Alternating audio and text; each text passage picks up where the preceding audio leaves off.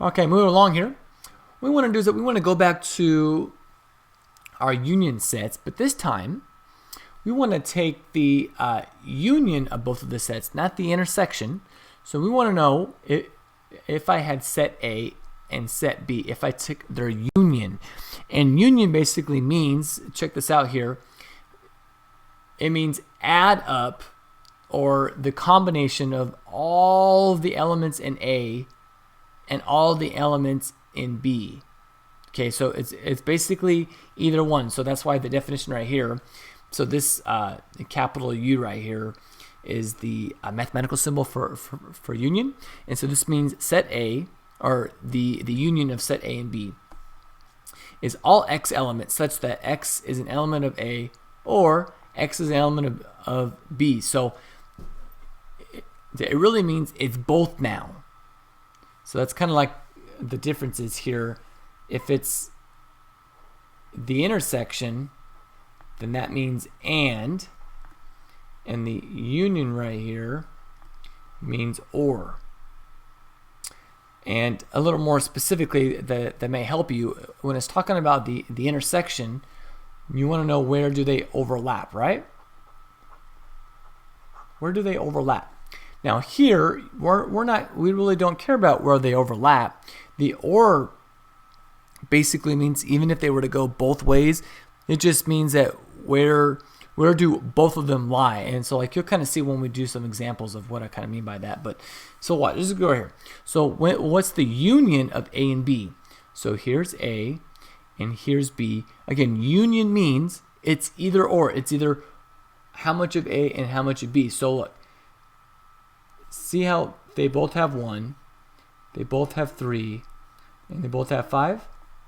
So yeah, right, okay.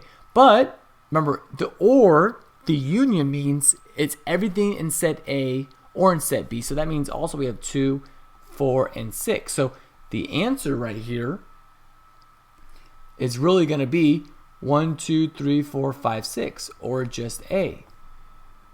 Okay, and let's see if I could explain this a little better here. If you think about this, set A has 1, 2, 3, 4, 5, 6. So 1, 2, 3, 4, 5, 6, right? And union B has 1, 3, 5. Now, notice that so what should go in the middle? What should go in the middle is really 1, 3, and 5, right? Because that's what they have in common. So 1, 3, and 5. Okay.